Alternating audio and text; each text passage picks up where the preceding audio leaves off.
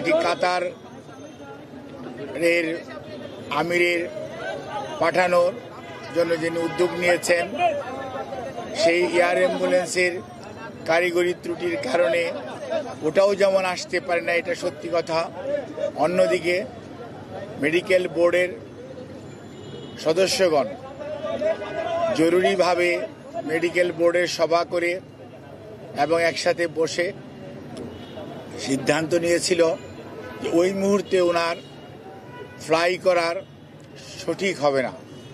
সেজন্যই আমরা ওনার যে বিদেশ নেওয়ার যে বিষয়টি, সেটি কিছুটা বিলম্বিত হচ্ছে এবং ভবিষ্যতে হয়তো শারীরিক অবস্থাই বলে দিবে যে ওনাকে কখন বিদেশে চিকিৎসার জন্য নিয়ে যাবে অথবা নিয়ে যাওয়া হবে।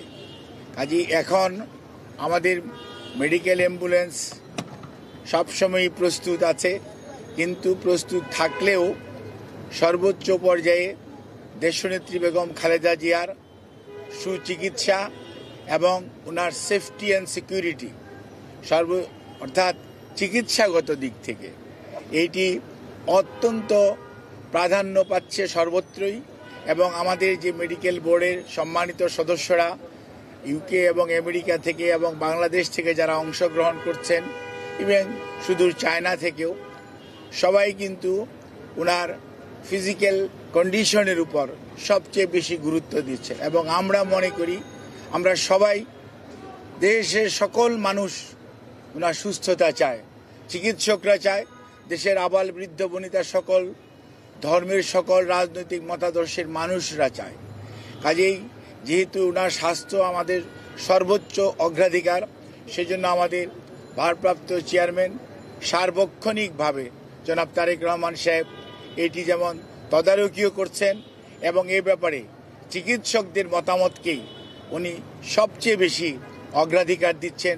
দলও সেই অনুযায়ী অগ্রাধিকার দিচ্ছে। কারণ সবচেয়ে বড় কথা মনে রাখতে হবে যে মেডিকেল বোর্ডের সদস্যরা বিগত 6 বৎসর যাবৎ ওনাকে বিভিন্ন সময় যে সেবা দিয়ে এসছেন, প্রতিকূল পরিস্থিতিতেও।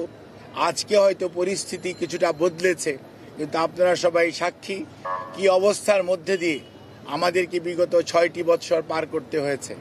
কাজে এই অবস্থার মধ্যে মেডিকেল বোর্ডের সদস্যরা অত্যন্ত দৃঢ়তার সঙ্গে এবং অত্যন্ত professionally they are handling the matter.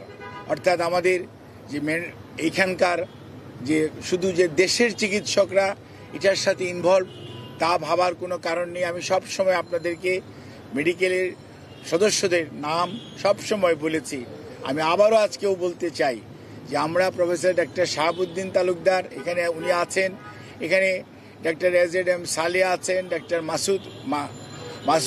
Masum Kamal আছেন এবং ডক্টর জিয়াউল হক আছেন, ডক্টর জাফর ইকবাল আছেন এবং সেই সাথে আমাদের ব্রিগেডিয়ার সাইফুল ইসলাম আছেন এবং এর বাইরেও ডক্টর সিজান অর্থাৎ লুৎফুল আজিজ উনিও আছেন, professor AQM Mohsin, professor doctor Shamsul Arefin এবং ওনার প্রধান চিকিৎসক ডক্টর ফখরুদ্দিন মোহাম্মদ সিদ্দিকী এবং doctor professor doctor Nuruddin Ahmed, ইনারা বাংলাদেশ থেকে আছেন। এর বাইরেও সব সময় ওনার চিকিৎসার ব্যাপারে জন প্যাট্রিক কেনেডি এবং জেনিফার ক্রস এবং প্রফেসর গোল্ডস্টোন, এই 3 জন লন্ডন ক্লিনিকের চিকিৎসক, এবং প্রফেসর ডক্টর রিচার্ড, উনি হচ্ছে লন্ডন ব্রিজ হসপিটাল অর্থাৎ আপনার কিংস কলেজের উনি প্রফেসর, উনি আছেন। শাকিল ফরিদ পেপওয়ার্থ ক্যামব্রিজ যে কার্ডিওলজি সেন্টার সেইটার সাথে জড়িত আছে, এবং প্রফেসর গার্বি উনি হচ্ছেন একজন আপনার কার্ডিওলজিস্ট যিনি ভ্যালভুলার হার্ট ডিজিজ হ্যান্ডেল করেন, উনি এটার সাথে সম্পৃক্ত আছেন। এবং ইউএসএ থেকে প্রফেসর হাবিবুর রহমান লুলু এবং professor John Hamilton, professor doctor Hamid Rao, professor doctor Rafiquddin Ahmed, professor doctor Jorjis, এনারা কিন্তু ওনার চিকিৎসার সাথে সম্পৃক্ত আছেন।